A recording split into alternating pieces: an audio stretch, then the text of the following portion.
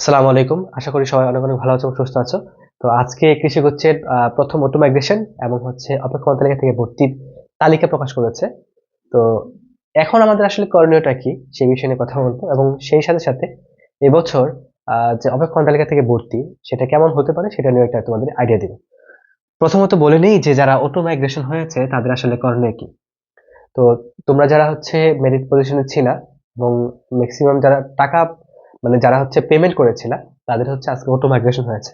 সবারই auto migration হয়েছে maximum, but যারা হচ্ছে একবারই প্রথম মানে প্রথম পছন্দ ছিল তাদের তো আর হয় নাই। তো যাদের অটো মাইগ্রেশন হয়েছে সবাইকে হচ্ছে অনেক অনেক অভিনন্দন এবং শুভকামনা তোমাদের জন্য।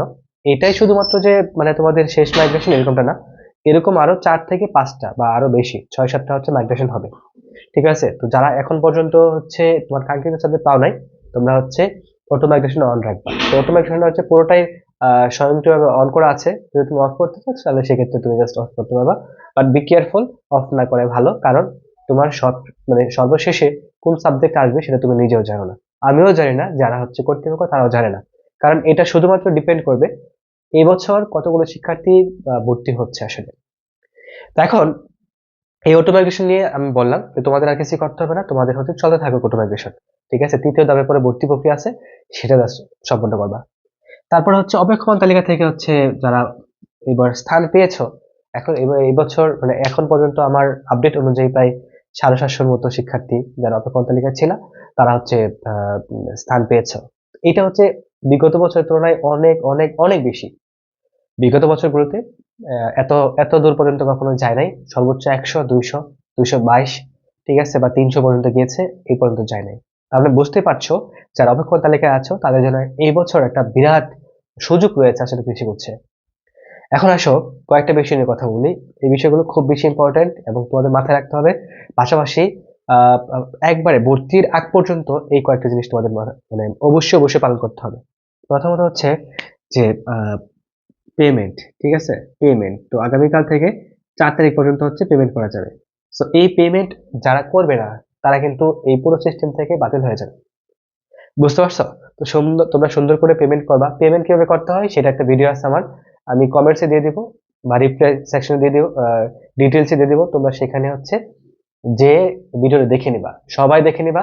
ঘরে বসে হচ্ছে তোমরা মানে টাকা প্রদান করবা। আমার কাছে অনেক অনেক মানে অভিযোগ আসছে যে ভাই দোকানে যে করেছে তারা হচ্ছে না বুঝে অটো মাইগ্রেশন অফ করে দিয়েছে।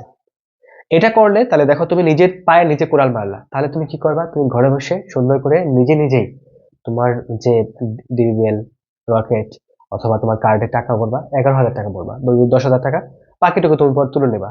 ঠিক আছে, তো 11,000 টাকা ভরবা, এখান থেকে সুন্দর করে পেমেন্ট করে ফেলবা। তুমি তোমার পেমেন্ট তুমি নিজেই করবা।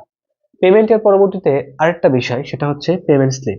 ঠিক আছে, পে স্লিপ। তো এই পেমেন্ট স্লিপটা হচ্ছে খুবই ইম্পর্ট্যান্ট। এটাও হচ্ছে তোমরা কি সুন্দর করে যখন পেমেন্ট করবা তারপর ড্যাশবোর্ডে যে এটা হচ্ছে তোমরা ডাউনলোড করতে পারবা, অথবা যখন তুমি পেমেন্ট করবা তখন ইনভয়েস থাকে, সেই ইনভয়েসটা স্ক্রিনশট রেখে দেবা। এটা খুবই ইম্পর্টেন্ট, এটা ছাড়া ভর্তি নেবে না। তো এটা হচ্ছে ড্যাশবোর্ডে যে হচ্ছে তোমার পেমেন্ট মানে পেমেন্ট করতে পারবা, অথবা এটা তোমার তুমি ভর্তির সময় যে ইমেল অ্যাকাউন্ট দিয়েছিলে সেখানেও চলে যাবে। 3 নাম্বার যে বিষয় সেটা হচ্ছে যে পেমেন্ট স্লিপটা তুমি অবশ্যই রাখবা। 3 নাম্বার বিষয় হচ্ছে এই যে অটো মাইগ্রেশন। ঠিক আছে, অটো মাইগ্রেশন এটা খুবই ইম্পর্টেন্ট তোমাদের জন্য। সেটা হচ্ছে তোমরা এই অটো মাইগ্রেশন সবসময় কি অন রাখবা, এবং এটা অন রাখা মানে হচ্ছে তোমার অটো অন আছে, জাস্ট অফ করবে না। বুঝতে পারছো? তাহলে এই 3টা বিষয়ের উপর তোমার অবশ্যই খেয়াল রাখতে হবে। এই 3টা বিষয়ে খেয়াল রেখে তুমি তোমার মানে পেমেন্টটা সম্পন্ন করো। যারা যাদের ইচ্ছা আছে আসলে, এখন হয়তো তোমাদের মানে এখন পর্যন্ত কিন্তু কারো আহ মানে মনের মতো সাবজেক্ট আসে নাই, যারা হচ্ছে ওয়েটিং আছো। তো এবার আশা রাখো বাংলাদেশ কৃষি বিশ্ববিদ্যালয় ছাড়া বাংলাদেশ কৃষি বিশ্ববিদ্যালয় হয়তো অপেক্ষমান তালিকা থেকে ভর্তি নিবে এবছর। এবার যে অবস্থা দেখতে পাচ্ছি সেই অনুযায়ী বলতে পারি যে বাংলাদেশ কৃষি বিশ্ববিদ্যালয় থেকে ভর্তি নিবে। সুতরাং তোমরা অনেকটা লাকি যারা হচ্ছে প্রথম মাইগ্রেশনের স্থান পেয়েছো। তারা তাদের হচ্ছে তাদের বাংলাদেশ কৃষি বিশ্ববিদ্যালয় সহ যে কোনো বিশ্ববিদ্যালয়ে হচ্ছে স্থান পাবা। তবে যারা হচ্ছে সঠিক সুন্দর করে সাবজেক্ট চয়েস দিয়েছিল তাদের জন্য হচ্ছে একটা প্লাস পয়েন্ট, যারা সাবজেক্ট সুন্দরভাবে দেয় নাই তাদের জন্য সত্যিই আসলে দুর্ভাগ্য। ঠিক আছে, কারণ হচ্ছে অনেকে অনেক জায়গায় মানে এই পজিশন থেকে ওয়াইটিং এ থেকেও অনেক ভালো একটা সাবজেক্ট এবছর ক্যারি করা সম্ভব। এখন আসো তার পরবর্তীতে যারা স্থান পাও না এবং তালিকায় স্থান পাওলে তারা কি করবা, তারা হচ্ছে অপেক্ষা করবা। ঠিক আছে, এখন ভাই কতক্ষণ দিন অপেক্ষা করব, কতদিন অপেক্ষা করব? এই ভর্তি প্রক্রিয়া জানুয়ারি চলতেছে ফেব্রুয়ারি, মার্চ, এপ্রিল, মে, জুন। জুন পর্যন্ত চলবে, ঠিক আছে? জুন পর্যন্ত চলবে মোটামুটি ভাবে, যদিও তোমার এপ্রিল পর্যন্ত দেয়া আছে, ঠিক আছে? তো এপ্রিলে ভর্তি প্রক্রিয়া শেষ হবে না কোনোভাবেই সম্ভব না, কারণ এই বছর ঢাকা বিশ্ববিদ্যালয়ে ভর্তি পরীক্ষা বড় হয়েছে, রেজাল্ট সবেমাত্র হয়েছে, গুচ্ছের এখনো পরীক্ষাই হয় নাই। তারপরে হচ্ছে সাস্টে পরীক্ষা হয়েছে, সিকেরেটের পরীক্ষা হয়েছে, বুয়েটের পরীক্ষা হয়েছে। সুতরাং বুঝতেই পারছো যে এই বছর কি একটা মানে হজবরল অবস্থা হবে। সুতরাং তোমরা যে কাজটা করবা সেটা হচ্ছে প্রতি মুহূর্ত খোঁজখবর রাখবা। আর আমি তোমাদের কাছে রিকোয়েস্ট করবো, সেটা হচ্ছে তোমরা যারা আমার ভিডিও দেখো, যেসব গার্ডিয়ান আমার ভিডিও দেখেন, বা হচ্ছে তোমরা যারা স্টুডেন্ট যারা ভিডিও দেখো, ভিডিওটা প্লিজ একটু যারা তোমাদের গ্রুপে তোমার ব্যাচমেট আছে বা তোমার টাইমলাইনে শেয়ার করে দিও, খুবই উপকৃত হব। কারণ হচ্ছে আমি সত্যি বলতে যে আমার আমার ইউটিউব চ্যানেলটাতে মনিটাইজেশন অন করে নেই একটা কারণে, সেটা হচ্ছে যে যখন তোমরা বা আপনারা যখন ভিডিও দেখবেন তখন ডিস্টার্ব ফিল না হন, একটা অ্যাড এসে আপনাকে যেন ডিস্টার্ব না করে।